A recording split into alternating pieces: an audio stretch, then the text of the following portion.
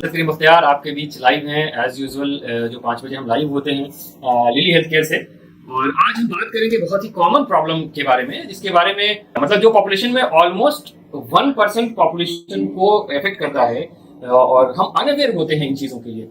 वो है undescended testis. Undescended testis एक इंग्लिश का वर्ड है जिसको इजीली समझ सकते हैं। मतलब टेस्टिस को जहां होना चाहिए, मतलब जो मेल है उसमें जो लेमन लैंग्वेज में गोली बोलते हैं, उसको नीचे स्क्रोटम में होना चाहिए, तो वहां नहीं होकर के कहीं और जगह है, स्क्रोटम खाली है आपका, तो इसको अनडिसेंडेड टेस्टिस बोलते हैं। अब क्या है कि मतलब कैसे ये डिसेंट होता है, कहाँ बनता है, कैसे, ये बहुत ज्यादा तो आपके काम की नहीं है, लेकिन कुछ बातें काम की है जो बताते हैं। जैसे पेट में बनता है, ये पेट में के किसी हिस्से में बनता है, जो आपको जानने की जरूरत नहीं है, मतलब किडनी के साथ आसपास के एरिया में बनता है, बस इतना जानिए। जैसे जैसे डेवलप करता है बॉडी, मेल का किडनी ऊपर जाता है, टेस्टिस नीचे आता है, और जो स्क्रोटम है, जो इसकी जगह है टेस्टिस के स्क्रोटम में, तो वहां पे बर्थ से पहले ये आ जाता है। तो अगर ये चीजें नहीं आती है तो फिर जो है सो मतलब प्रॉब्लम होता है। प्रॉब्लम क्या होता है कि जो जिस हिस्से में आना चाहिए, मतलब स्क्रोटम में, उसमें अगर जगह पे नहीं आएगा तो ऑब्वियसली वो साइज उसका छोटा रहे। ठीक है, ये एक साइड में भी हो सकता है, दोनों साइड में भी हो सकता है। अब कितना कॉमन प्रॉब्लम है आपको मैंने पहले बताया कि जैसे जो टर्म बेबी, जो पूरे 9 महीने पे जो बच्चा पैदा होता है, उसके केसेस में 3% केसेस में अनडिसेंडेड टेस्टिस रहता है। आज ही मैंने एक पेशेंट को देखा है, मतलब मेरे यहाँ डिलीवरी हुआ था, डिलीवरी के टाइम में डायग्नोज किया था, उसका पेपर बनाया तो लिख दिया कि अनडिसेंडेड टेस्टिस है।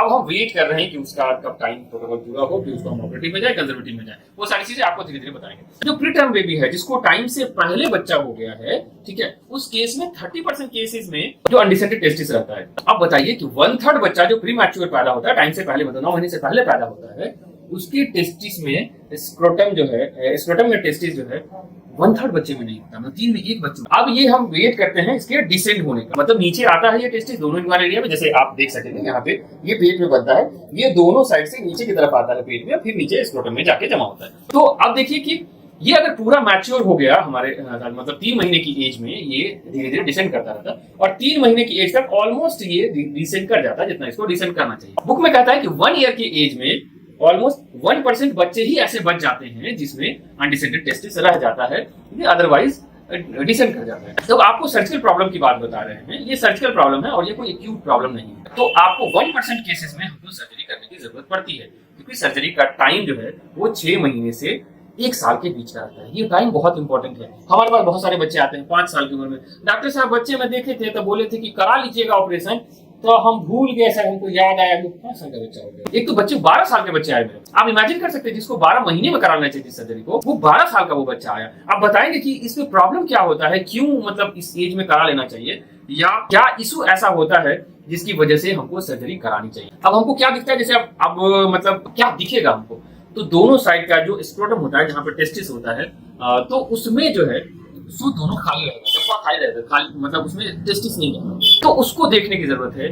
तो एक साइड भी खाली हो सकता है, दोनों साइड भी खाली हो सकता है। अगर जिस साइड, जैसे एक साइड है और एक साइड खाली है, तो आप देखेंगे अगर ध्यान से, तो एक साइड का स्क्रोटम बड़ा दिखेगा, दूसरे साइड का स्क्रोटम छोटा दिखेगा, तो ये ध्यान देने। अब स्क्रोटम में नहीं दिख रहा है, तो हमारी एक रिस्पॉन्सिबिलिटी बनती है कि हम टच करके देखें कि वो चीजें, अगर जैसे ये रास्ता मैंने बताया, मैं अपने एरिया बता रहा हूँ, ये इन्वॉल्व एरिया है, ये मतलब मेरा ढोड़ी है यहाँ पे, ठीक है, ये कमर की हड्डी है, ये कमर की हड्डी से आप ऐसे नीचे की तरफ जाएंगे, ऐसे इस डायरेक्शन में, तो ऐसे अगर आप नीचे डायरेक्शन में जाते हैं तो इसी डायरेक्शन में आप उल्टे डायरेक्शन में स्क्रोटम की तरफ से टच करके देखेंगे, चारों फिंगर से ऐसे, जनरल लैंग्वेज में बता रहे हैं कि ऐसे आप पालपेट करके देखेंगे। जैसे मान लीजिए एरिया है ऐसे ऐसे ऐसे ऐसे, थोड़ा दबा के, तो कहीं पे एक गोल नुमा चीज आपको फील होगी, गोली फील होगा कहीं पे। अगर एक साइड में है तो एक साइड में फील हो सकता है, दोनों साइड में फील हो सकता है। जिस साइड में नहीं है उस साइड में आप कोशिश करेंगे पालपेट करने की, तो मोस्टली पालपेट हो जाता है। मोटा बच्चा है, चबी बच्चा है, तो उस केस में नहीं पालपेट होता। नहीं अगर आपको दिख रहा है तो कोई दिक्कत किसी नहीं, आप डॉक्टर के पास जाएंगे, आप बताएंगे सर देखिए गोली नहीं दिख रहा बच्चे को, वो खुद ही बताएंगे आपको कि क्या क्या प्रॉब्लम है, क्या इशू है, क्या करना चाहिए।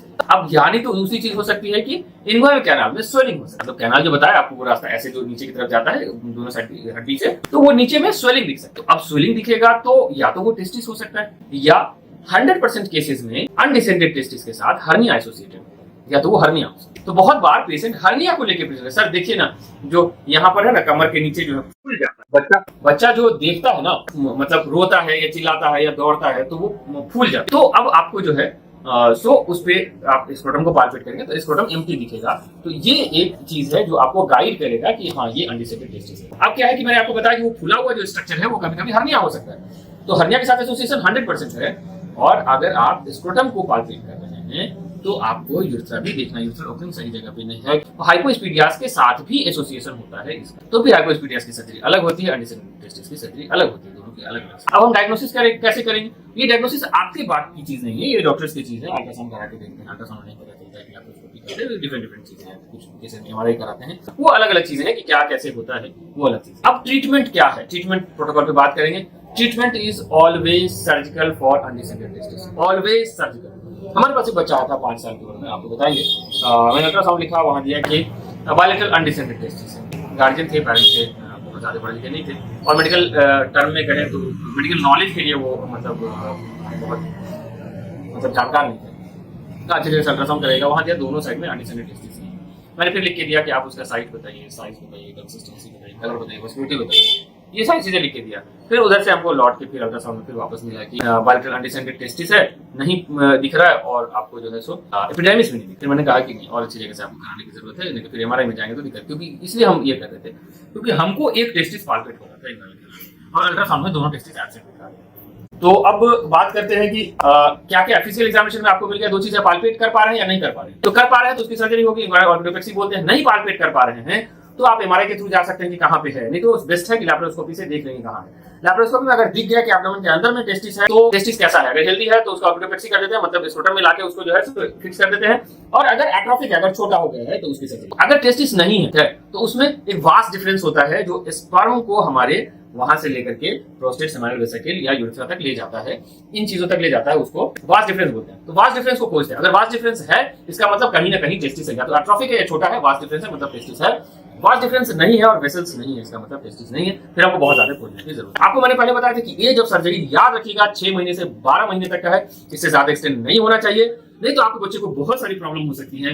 प्रॉब्लम जिस चीज के लिए पेरेंट्स ज्यादा कंसर्न होते हैं, क्या मेरा बच्चा बाद में पेरेंट्स बन पाएगा, हमारे खानदान को बढ़ा पाएगा कि नहीं बढ़ा पाएगा, ये इस प्रॉब्लम पे सवाल निशान उठ जाएगा। तो इसलिए आपको 6 महीने से साल भर के बीच में ऑपरेशन करा लेना है।